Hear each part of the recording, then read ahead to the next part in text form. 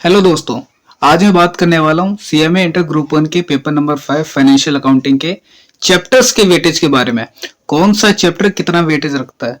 देखो बच्चों, आप क्या करते हो कि आप बेसिकली आपने चैप्टर उठाए, सारे चैप्टर लाइन बाय लाइन जो भी होता है आप उसको प्रिपेयर करने में लग जाते हो। हर चैप्टर को कितना वेटेज देना है ये भी एक तरह से दिमाग में आना बहुत जरूरी है।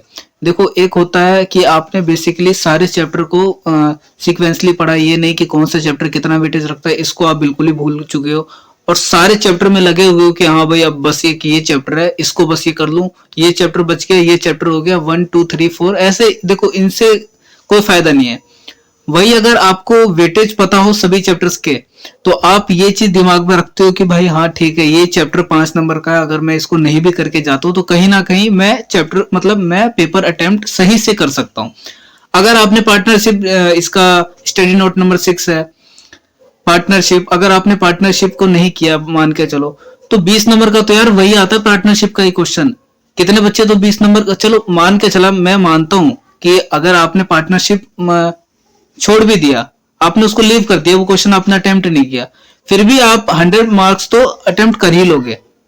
लेकिन यार जब जो चैप्टर 20 मार्क्स का आ रहा है आपका, माना कि वो बहुत लेंदी है, लेकिन आप बेसिकली वो 11th 12th आपका बेस है यार, वो आप पढ़ते हुए आ रहे हो, ऐसे चैप्टर को आप क्यों छोड़ोगे। 20 मार्क्स यार, अकेला एक चैप्टर बहुत मायने रखता है। तो देखो, आज मैं आपके लिए लेके आया हूं कि कैसे कौन से चैप्टर को कैसे एबीसी बताऊंगा मैं आपको, एबीसी सीक्वेंस में कि कौन सा चैप्टर आपको कैसे करना चाहिए। तो बात करते हैं धीरे धीरे हम इसके कंटेंट्स के बारे में। सबसे पहले मैं बात करूंगा स्टडी नोट नंबर 1 जो है हमारा फंडामेंटल्स ऑफ अकाउंटिंग, और study note number 2 accounting for special transaction. भाई ये दो चैप्टर जो है ना, ये 25 मार्क्स के हैं, 25 मार्क्स, जिसमें से आपका ये रेक्टिफिकेशन ऑफ एरर और कंसाइनमेंट, जॉइंट वेंचर, इंश्योरेंस, ये हमारे क्या है, ये प्रैक्टिकल है, बाकी सारे के सारे आपको थ्योरी कंसेप्ट मिलेंगे। ये जो 25 नंबर का जो सिर्फ 2 चैप्टर है ना, ये मत समझना ये बहुत लेंदी है। आपका ये पूरा एरिया क्या है, ये थ्योरी कंसेप्ट है।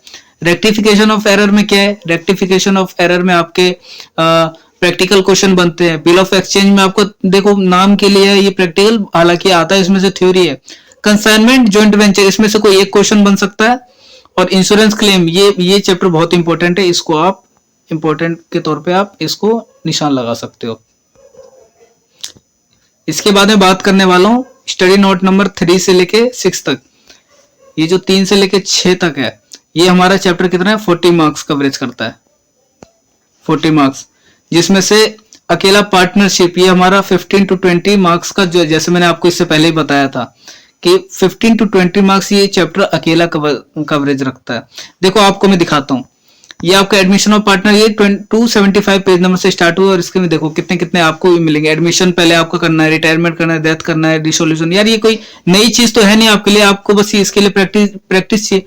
हालांकि ये सब कहने वाली बात है कि प्रैक्टिस तो हर चैप्टर में है, लेकिन ये आप पढ़ते हुए आ रहे हो ना यार, ये कोई नया चैप्टर तो है नहीं। जैसे आप 10th के बाद 11th में जाते हो तो आपके लिए अकाउंटिंग बहुत नई चीज है, वैसा तो है नहीं आपके लिए। 11th 12th अगर आप ग्रेजुएशन बेस पे डायरेक्ट एंट्री के थ्रू भी कितने बच्चे आते हैं इसमें, उनके लिए भी कोई ऐसी पहाड़ वाली चीज तो है नहीं।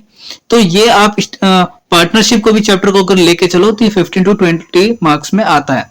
ठीक, इसके बाद मैं बात करता हूं कि ये एनपीओ हो गया, फाइनल अकाउंट हो गया, या आपका हो गया सिंगल एंट्री, तो इनमें से भी बनते हैं, इनमें से भी आपको 20 मार्क्स के क्वेश्चन बनेंगे। ठीक, ये मैं आपको बताता हूं, ये सेक्शन वाइज बांट रखा है इन्होंने। आपका जो सीएमए का मॉड्यूल है सेक्शन वाइज बढ़ चुका है। ये है ए, पहला और दूसरा चैप्टर जो है आपका ये ए सेक्शन में है। उसके बाद ये स्टडी नोट 3 4 5 6, ये क्या है, ये चारों किसमें, बी सेक्शन में बांट चुके हैं इसको हम। फिर हम बात करते हैं स्टडी नोट नंबर 7 8 9 10।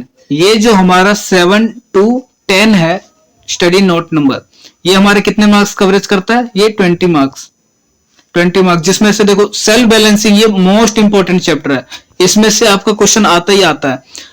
और अगर मैं बात करूं हायर परचेज और ब्रांच में से, इसमें से आपको एक क्वेश्चन मिलेगा। रॉयल्टी ये आप स्किप करके जा सकते हो।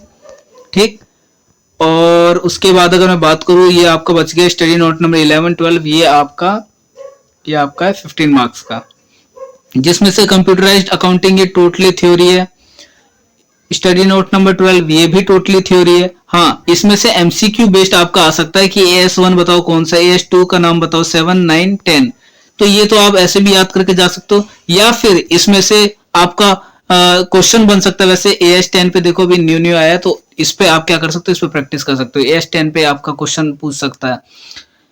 और अगर मैं बात करूं डिस्क्लोजर ऑफ अकाउंटिंग वैल्यूएशन, ये थोड़ा प्रैक्टिकल आपको 2-3 नंबर में पूछ सकता है। कंस्ट्रक्शन कॉन्ट्रैक्ट, रेवेन्यू रिकॉग्निशन, ये आप इसके नाम याद कर सकते हो, बाकी इसके अंदर कुछ भी नहीं है। ठीक, तो मैं क्या करता हूं, मैं आपके लिए अब ये कि हाईलाइट कर देता हूं चैप्टर जो आपके लिए बेसिकली मोस्ट इंपोर्टेंट है, वो चैप्टर आपके लिए हाईलाइट कर देता हूं मैं। देखो इसमें से क्या आपने सबसे पहले तो ये करना है, रेक्टिफिकेशन ऑफ एरर। उसके बाद इंश्योरेंस क्लेम, इंश्योरेंस क्लेम आपको करके जाना है। पार्टनरशिप तो यार छोड़ना ही मत। देखो बहुत से टीचर रिकमेंड करते हैं कि पार्टनरशिप अगर नहीं भी करेंगे तो क्या दिक्कत है, बहुत 100 नंबर का क्वेश्चन या पेपर तो हम अटेम्प्ट कर ही सकते हैं, तो इसको करने की क्या जरूरत है। मानता हूं, लेकिन 20 नंबर से यार ऐसा तो है नहीं ना कि आपके लिए नई चीज है ये। आपको थोड़ा सा प्रैक्टिस करना है इसमें। आप 20 नंबर्स का क्वेश्चन प्रैक्टिकल है यार, ऐसा तो है नहीं कि थ्योरी है। थ्योरी मैं मानता हूं कि थ्योरी में थोड़ा अगर 10 नंबर का कोई क्वेश्चन देता है कोई टीचर, तो आपको 10 में से 10 आउट ऑफ 10 बिल्कुल नहीं देगा वो, अगर थ्योरी क्वेश्चन है। लेकिन प्रैक्टिकल में तो ऐसा कोई सीक्वेंस है नहीं, प्रैक्टिकल अलग चीज हो जाती है। तो आपको ये स्टडी नोट नंबर 6 जरूर बिल्कुल ध्यान से करके जाना है, जो हमारा पार्टनरशिप का है। इसके बाद सेल्फ बैलेंसिंग, ये भी छोड़ने वाले चैप्टर नहीं है। फिर हायर परचेज आप करके जाना, हायर परचेज आप करके जा सकते हो बिल्कुल। उसके बाद ये हमारा ये जो कंप्यूटराइज्ड अकाउंटिंग सिस्टम है, और उसके बाद अकाउंटिंग स्टैंडर्ड, ये आप पढ़ के जाओ।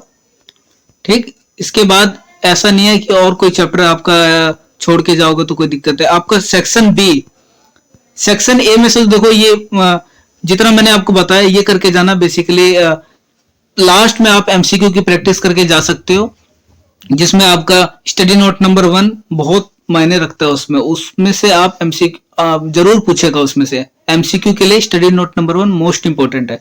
बाकी जितना मैंने आपको बताया ये करके जाना। तो यार देखो आज के लिए बस इतना ही। फाइनेंशियल अकाउंटिंग पेपर नंबर 5, इसका मैंने आज वेटेज बताया, कौन सा चैप्टर कहाँ वेटेज रखता है, कब आया है, कब आ सकता है क्वेश्चन, कहां से आपको पढ़ना, मैंने सारी डिटेल इस वीडियो में बताई है। होप करता हूं आपको ये वीडियो बहुत अच्छी लगी होगी। अगर किसी का कोई क्वेश्चन बनता है तो वो कमेंट सेक्शन में जरूर पूछे। ठीक है, आशा करता हूं आपको वीडियो अच्छी लगी होगी। Till then bye bye.